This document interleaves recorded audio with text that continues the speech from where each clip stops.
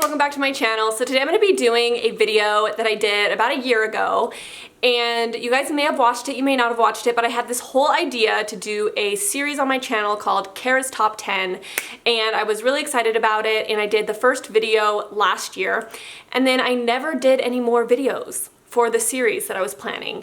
And in that video I did my top 10 favorite albums of all time, and I thought the video turned out really good. I did like clips of music and all that kind of stuff in it, and I thought it was like a really good video. So if you guys haven't seen it yet, I'll definitely link it down below, and I'll put these Carah's Top 10 videos in a playlist.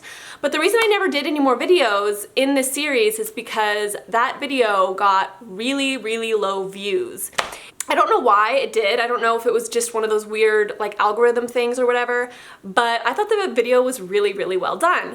And I was talking to Travis about it, and he's like, well, it's because you did your top 10 favorite albums. Like, nobody cares about that. Like, why didn't you do like movies or something? And I was like, fine, okay, whatever. So that's what I'm gonna be doing today. I'm gonna be doing my top 10 favorite movies, plus this is the one you guys voted for my next one. So I'm gonna do what you guys want and do my top 10 favorite movies. So I just wanna preface this video by saying, I am well aware that I don't have like the best taste in movies ever. I'm very confident in my musical tastes, but my movie tastes I know aren't like the best. But I still love these movies. I watch them all the time. Like whenever they're on TV, I have to like watch them with the commercials and everything. Like even though I own them on DVD, like they're just those movies that you could watch 100 times or you can recite them. All right, you guys, so for my number 10 spot, this goes to a movie that I could watch literally over and over and over again. I've seen it probably over 20 times, I'm not even kidding. And any kid from the 90s has seen this movie at least one time, if not a million times more. And it's just a good classic movie. And it is Willy Wonka and the Chocolate Factory, the original.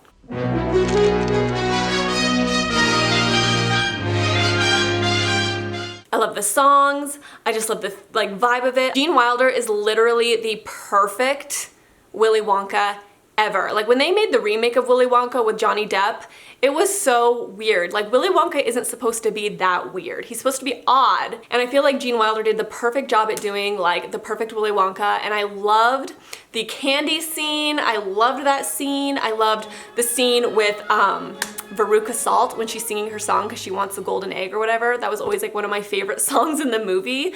Don't care how I want it now.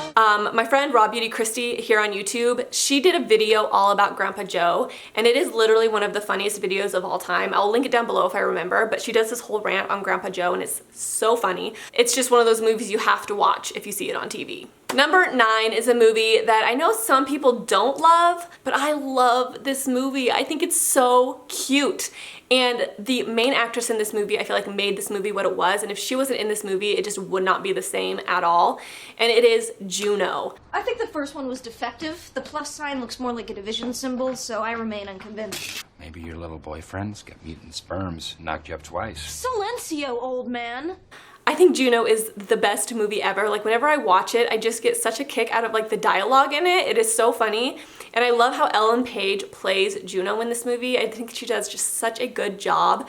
And I think it's just such a funny, quirky movie. Little pink plus sign is so unholy. That ain't no Etch-a-Sketch. Every time I see it on TV, I get really excited because I feel like it's not one of those movies you see on TV very often, but when I do see it on TV, I'm like all about it and I have to watch the entire movie. So number 8 is the movie that houses my movie boyfriend. How are you enjoying my Labyrinth? Okay, maybe not. There's lots of movie boyfriends out there. This is just one of them. Oh, this movie, if you are a 90s kid, you know exactly what movie this is, and it is the one and only Labyrinth. So good.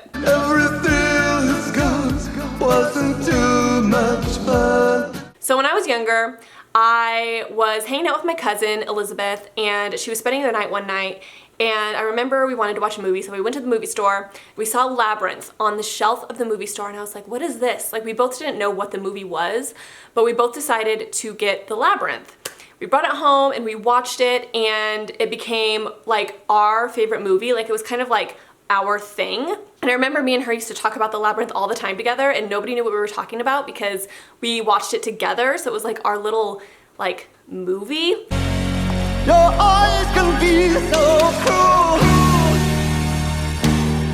And it was one of those things with that movie where everybody had a crush on the Goblin King, but nobody wanted to admit it. You know what I mean? Because you were young enough to where you were like too embarrassed to say anything, but like everybody loved him because he was such a babe. Everything about that movie is good, and the thing I like about 90s kids movies is that they are more plot driven than like music and sounds and just like a really fast-paced type of movie that you see now with like Pixar and stuff. 'Cause I've noticed that when I show like my kids these movies, they get more bored, and I think it's because they were just more like plot-driven type of movies.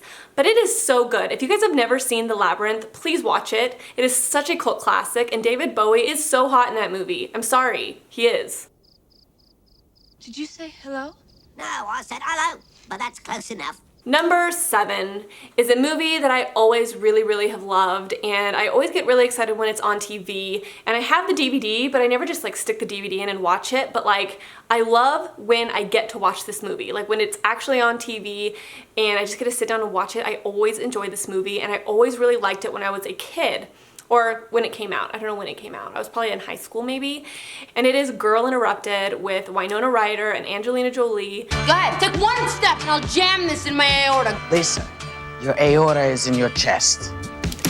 Good to know. I just think that movie is so weirdly dark, but like interesting, and I really want to read the book. So now I'm just kind of waiting until I find it at Goodwill so I can pick it up and actually read the book, because I don't think the book is very long, but the movie is so good. And I love Angelina Jolie's character, and I remember loving her character when I was younger. I just thought her character was really unique. I don't know, I was just always fascinated by her character in that movie. But I think I really have always liked like psychology type of things and learning about like mental disorders and mental illnesses, and that movie really kind of grabbed that in me at a young age, but I just didn't ever really realize it, if that makes sense. But I really love that movie. Number 6 is, oh, this movie is so good, and I just love it so much. This movie just has a vibe. Like, if you have seen this movie and if you're a big fan of this movie, you know the vibe I'm talking about, and it is just so good. And it is Edward Scissorhands by Tim Burton with Johnny Depp and Winona Ryder. Oh, this movie is so good. Like, if you grew up watching this movie, the music in it is just so whimsical. When you know the song, it's so nostalgic. And I love the darkness of that movie. I love Johnny Depp in that movie. Like, Edward Scissorhands is another one of those weird characters where you kind of have a crush on him when you're young, but you don't know why, because you know you shouldn't because it's kind of weird. And you're like, why do I like him? He has scissors for hands. And it's so sad. Like, I remember certain parts where you're just like, oh, like when he gets his hands, and then the guy that like gives him his hands like dies, and he doesn't ever get his hands, and so he has scissor hands for the rest of his life. And then the part where he like stabs the guy at the end and he's just like,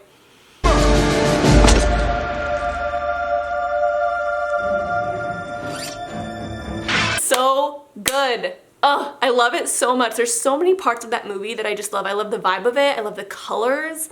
I love that it's like weirdly bizarre and kind of like strange. I love the visual look of that movie and like all the colors. It's just like, number 5 is one of my favorite movies ever when I was a kid. This is like the first movie that I fell in complete love with, probably around the same time as The Little Mermaid. But this movie was my favorite Disney movie as a child. I adored this movie, and it is Alice in Wonderland. All the flowers would have very extra special powers. And I know that's such like a cliche thing to say, but I love this movie. It was hands down my favorite Disney movie when I was a kid. And I remember changing my name to Alice. Like, I wanted my mom to call me Alice because I loved it that much. And like I said, I'm really into like unique, kind of whimsical, very fantasy-ish type movies a lot. And I feel like Alice in Wonderland really played on my imagination, and I think that's why I really liked it. I love the soundtrack. It's such a good soundtrack. It has such Disneyland vibes. Like, everything about Alice in Wonderland just screams Disney to me. It reminds me of going to Disneyland as a child. And again, Alice in Wonderland is one of those movies where I've realized that our kids' movies were different back then because it is a slower paced movie.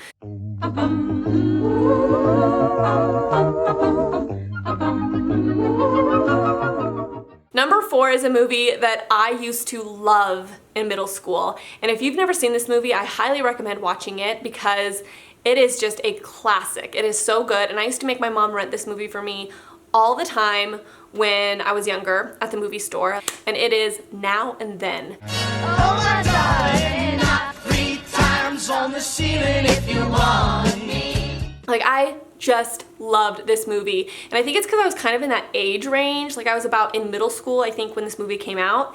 And it's about this group of 4 girls in middle school who kind of like, it's just kind of like a coming of age type of movie. They're really into like seances and stuff. And it's actually not that like PG of a movie. They cuss a lot and they swear a lot. There's a lot of like sexual little remarks and things like that in the movie. So it's not like a movie for kids. It's more of a movie for like adults about kids, but it's such a good movie. If you guys have never seen it, it takes place in the 70s. So there's a lot of really good music in it, and I used to love Roberta. Girls can't play softball. What did you say? Roberta, remember you're a lady. Why don't you go home and play with your dolls?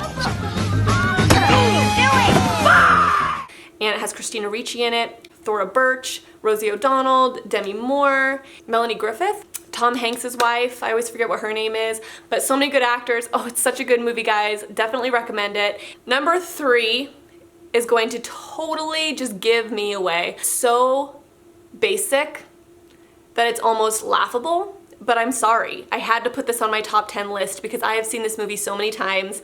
Every time it's on TV, I will watch it. Travis makes fun of me because I watch this movie on TV so much. He's like, why don't you just put in the DVD? And I'm like, I just can't help it. And I think every girl my age has seen this movie at least 20 times, or at least parts of it. Mean Girls. I mean, this movie just goes down in history. You've never been to a real school before? Shut up. Shut up. I didn't say anything. I mean, how do you explain why you like Mean Girls? Like, you can't really explain it. You just like it. It's just funny. There's just something about it that's kind of relatable, but in a very exaggerated way. And I think that's what makes it so funny, is because you're just like, I can relate to that in like this weird way. Like, that movie will never get old to me, ever. I think I'll watch it when I'm like 80 and still love it. You're so hot. Why would she do that? She's a life ruiner. So my number 2 favorite movie is, this one. This could almost be number 1, almost, but it's not quite number 1. Like, this movie came out probably when I was like a freshman in high school, maybe like late 90s. I could literally recite this movie probably from the beginning to the end because I love it that much. I've seen it that many times, and it is 10 Things I Hate About You.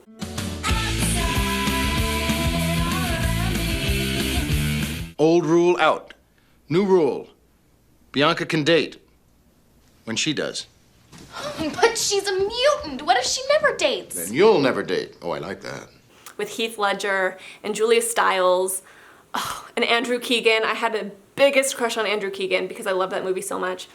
It is such a classic. If you guys have not seen this movie, like if you're younger than me and you weren't around when that movie got really popular, please watch it. You will not regret it. It is so good. My friend was so obsessed with Kat Stratford that we had to perm her hair in high school because she wanted to be like Kat Stratford.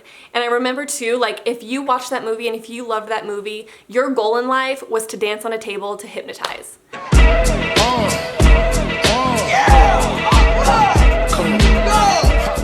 And it takes place in Seattle, so it's like a Pacific Northwest type of movie. And then Heath Ledger, such a fine, smoking hot babe. Like, that was his like coming out movie where all the girls were like, who is this guy?